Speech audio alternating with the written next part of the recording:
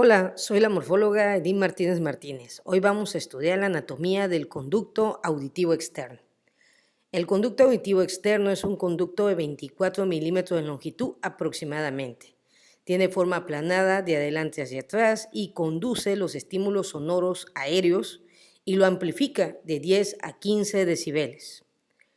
¿Qué es un decibel? Es una unidad de intensidad acústica. Un decibel equivale a 0.1 velios, que es la décima parte del velio. ¿Qué son los velios? Los velios se originan del cociente entre la presión que conduce una onda sonora y una presión tomada como referencial. ¿Qué significa esto? Cuando la onda sonora entra y se transmite por el conducto auditivo externo, genera una presión en la membrana timpánica y esta a su vez genera las presiones entre el martillo, el yunque y el estribo, que a su vez se transmite a través de la ventana oval y esta presión se conduce a través del laberinto membranoso del oído interno. ¿Quién fue la persona que estudió los decibeles? Fue Alexander Graham Bell. La Organización Mundial de la Salud define que 55 decibeles es el nivel de ruido que el oído humano puede tolerar sin alterar su salud. Hablando de salud significa que no altere ni tanto su función auditiva como su comportamiento. Sin embargo, los decibeles, como vamos a ver ahorita, varían mucho de acuerdo a quién lo genere. Si estamos ante una conversación, podemos generar 60 decibeles. En el tráfico se genera 85 decibeles. A través del ruido de la moto genera 95 decibeles. Al tocar el claxon estamos generando entre 85 y 114 decibeles. Los audífonos generan 75 a 135 decibeles. Acudir a un concierto podemos captar de 105 a 120 decibeles. El escuchar una sirena estamos escuchando aproximadamente con 120 decibeles y la detonación ya sea de cohetes o de un arma de fuego que genera 150 decibeles. Si se dan cuenta, todos estos decibeles varía a lo permitido para que el ruido no lesione al oído. Sin embargo, no te preocupes, existe una estructura que también no debemos de abusar de ella, que es el músculo tensor del tímpano o el músculo del martillo.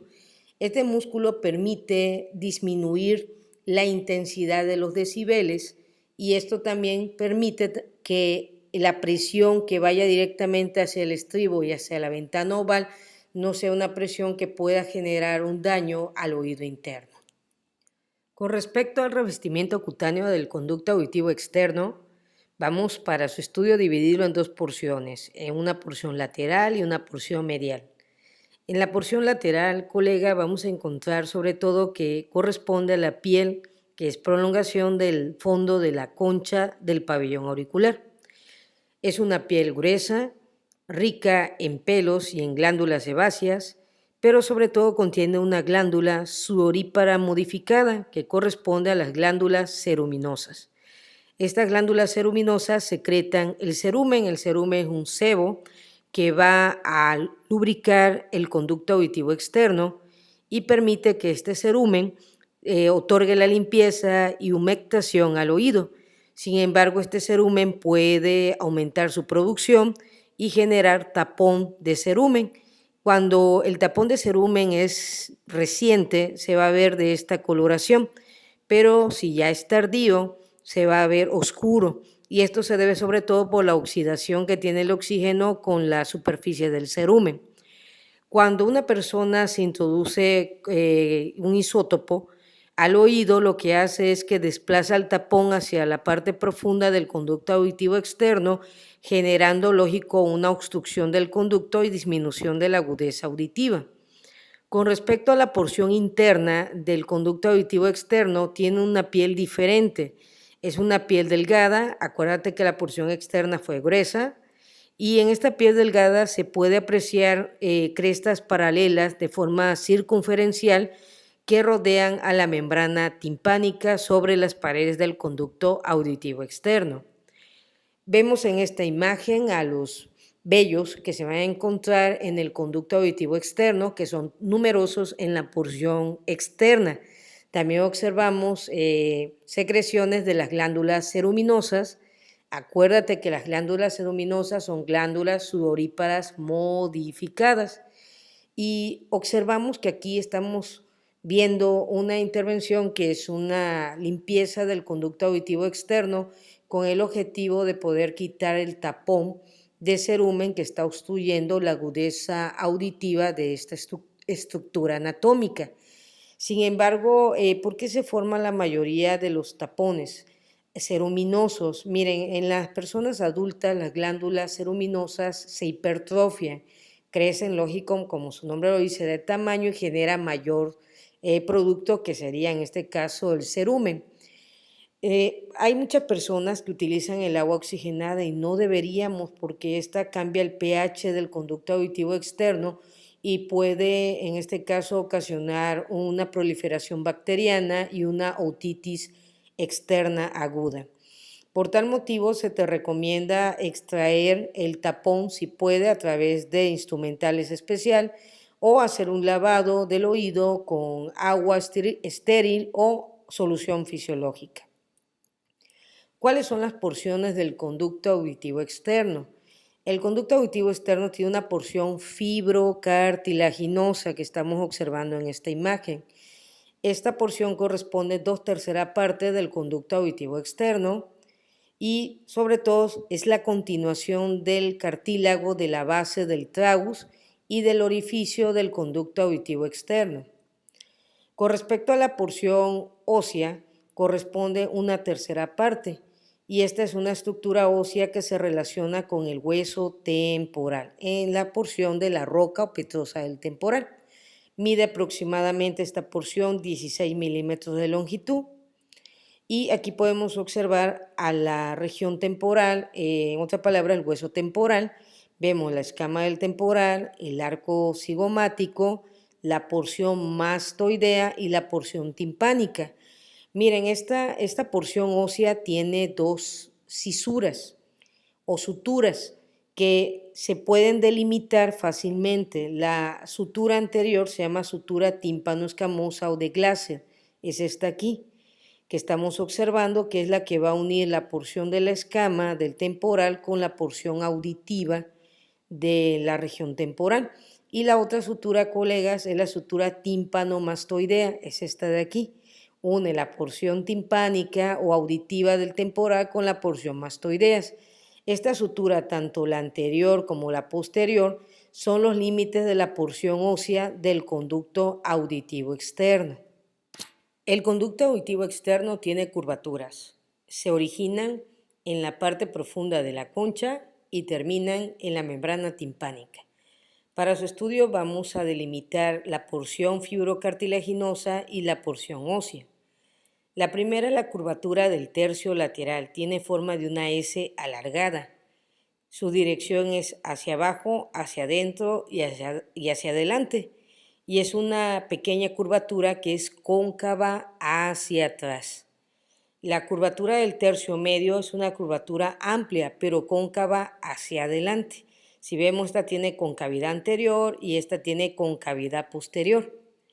¿Por qué es necesario saber de estas curvaturas? Cuando realizamos la exploración física del oído, nosotros tenemos que introducir el otoscopio.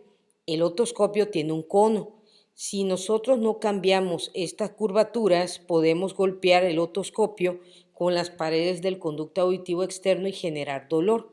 Por tal motivo, durante la exploración se tracciona la oreja hacia arriba y hacia atrás, con la finalidad de volver recta tanto la concavidad posterior como la concavidad anterior de ambas porciones que hemos mencionado. Y esto nos permitirá identificar apropiadamente la membrana timpánica y las paredes del conducto auditivo externo. Ahora vamos a estudiar las medidas del conducto auditivo externo. Para ello vamos a delimitarla en 2 porciones. 2/3 laterales que corresponde a la porción fibrocartilaginosa y 1/3 medial que corresponde a la porción ósea o la porción de la roca del temporal. Para ello vamos a ver primero la medida longitudinal. Desde el orificio auditivo externo hasta el tercio medio va a medir aproximadamente de 8 a 24 milímetros de longitud. Y del tercio medio hacia la membrana timpánica tiene una medida de 16 milímetros de longitud. Esta medida es mayor por la oblicuidad de la membrana timpánica. Con respecto a la porción transversal, colega, al inicio el conducto auditivo externo mide aproximadamente 6.5 milímetros transversalmente y al final, que corresponde a la altura de la membrana timpánica, va a tener una medida de 4 a 5 milímetros. Acuérdate que esta medida no corresponde a la medida de la membrana timpánica porque esta es de 1 centímetro o 10 milímetros de acuerdo a su oblicuidad. Con respecto a la medida vertical, la vamos a tomar en el tercio medio y corresponde aproximadamente en la porción medial de 8 milímetros y en la porción lateral de 10 milímetros. ¿Cómo se llama la estructura que se encuentra estrecha en el tercio medio? Recibe el nombre de istmo del conducto de Pólizar. Este istmo es la estrechez entre la unión de los 2 tercios laterales con el 1 tercio medial. ¿Cuál es la importancia clínica del istmo del conducto de Pólizar? Que si alguien se introduce un objeto extraño, pues se va a atorar en el istmo. Como podemos observar aquí, un objeto o, ¿por qué no, algún animal, como en el caso de una garrapata? Y vemos que no solamente son las únicas 2 estructuras que pueden atorarse en el istmo, también podemos ver un algodón de un isótopo cotonete, un papel y una ramita. Con respecto a las paredes del conducto auditivo externo, el conducto auditivo externo va a tener una pared superior o craneal, una pared inferior o parotidia, una pared anterior o temporomandibular y una pared posterior o mastoidea. Vamos a empezar a estudiar la pared superior o craneal. Es esta, la que estamos viendo en la imagen. Esta pared es una pared pequeña de 21 milímetros de longitud aproximadamente y está conformada por la roca del temporal. El espesor de esta pared es de 4 a 6 milímetros aproximadamente y se localiza, como sabemos, en el piso medio de la base del cráneo y corresponde a la superficie superior o superficial de la roca del temporal. Con respecto a esta pared, vamos a observar que puede tener un crecimiento anormal. Esto se llama esocistosis del conducto auditivo externo. Son formaciones óseas benignas, generalmente bilaterales, que aparecen en la pared anteroinferior y en la pared posterior-superior del conducto auditivo externo. ¿A qué se debe esto? Se debe a deportes acuáticos con agua fría. Se ha visto que el agua fría estimula el crecimiento de esta estructura ósea. El detalle es que cuando crecen demasiado comprometen la permeabilidad del conducto auditivo externo.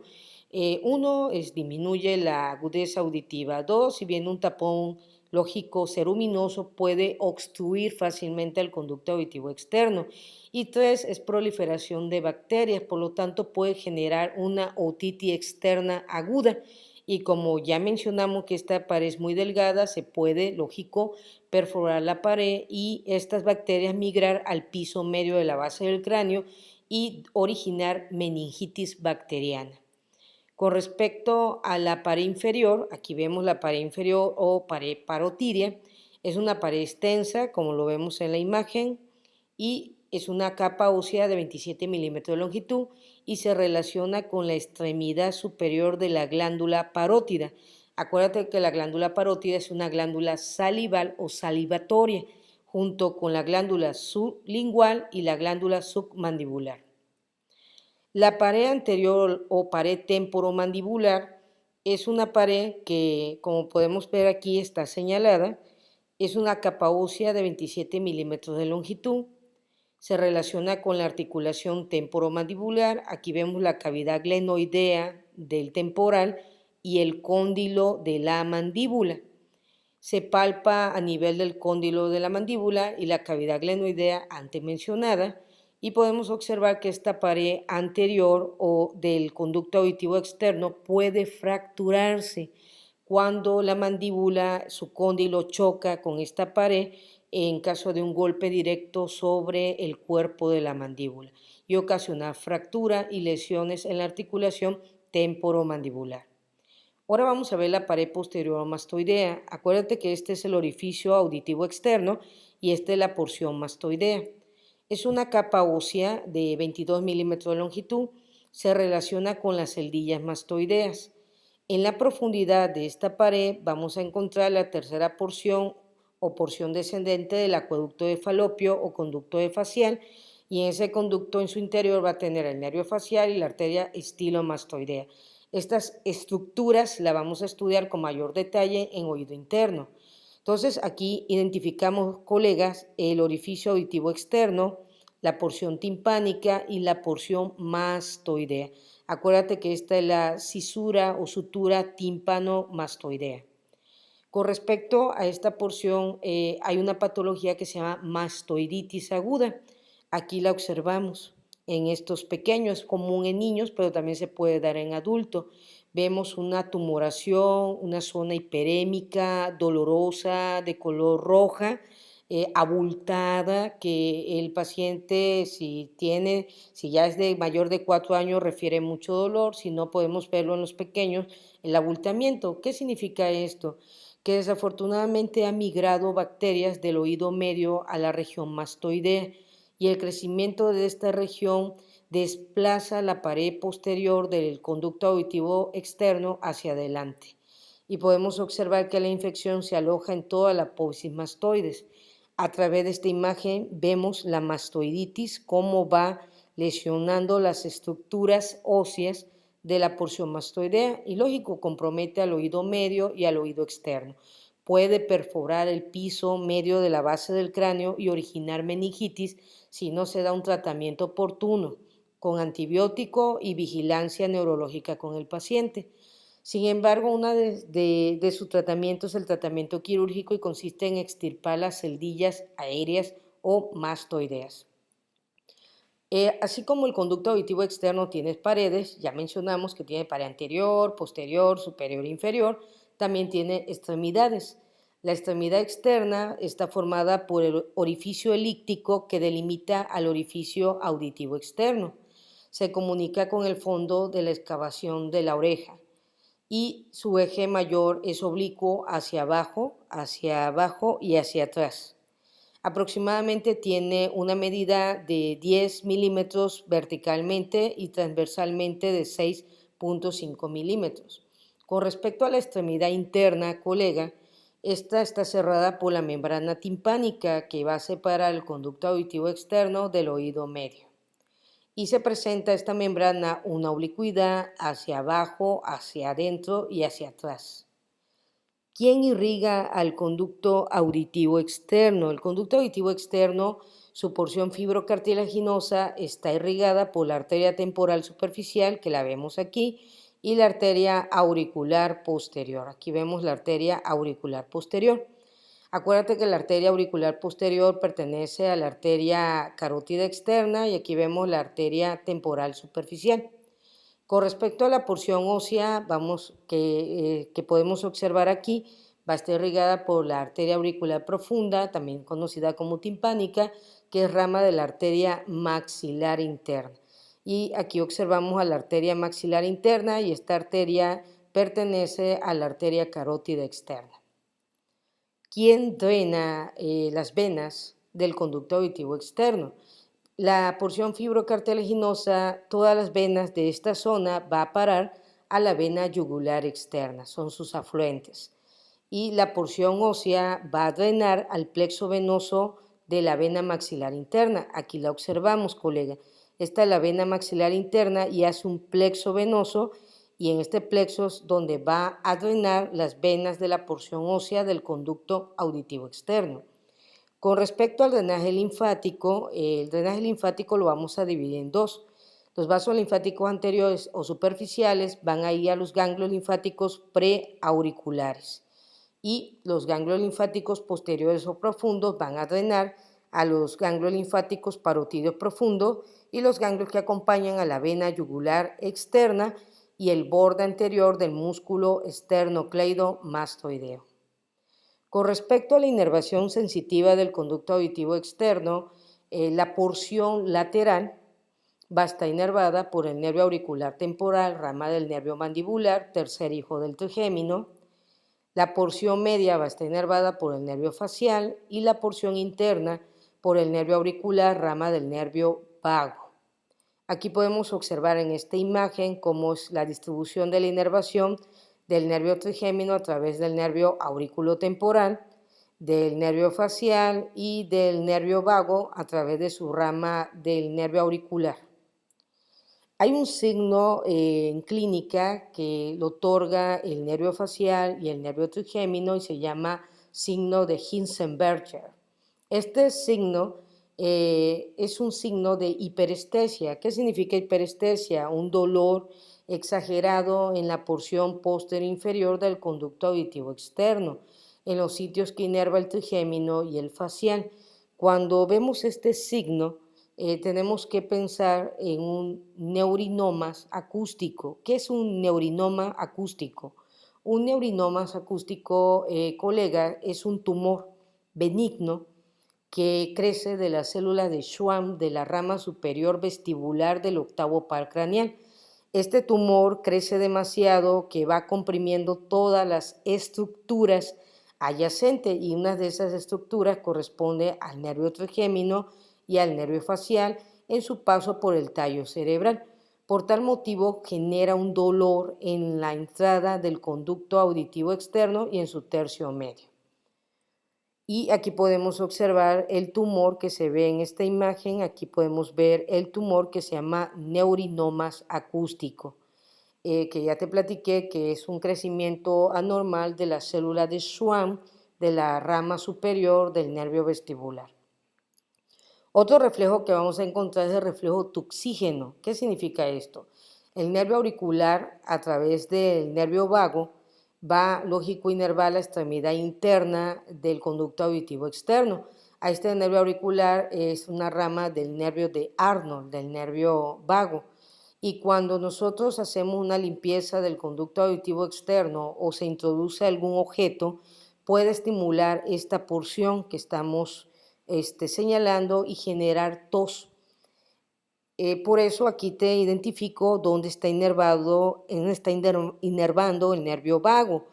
Por eso cuando realizamos la limpieza del conducto auditivo externo, siempre colocamos la jeringa a este nivel y mandamos el chorro de agua hacia la pared superior.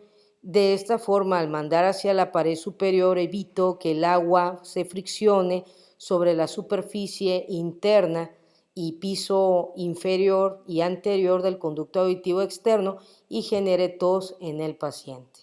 Médicos, hemos concluido la anatomía del conducto auditivo externo. Espero que hayas aprendido mucho y nos vemos en el próximo video.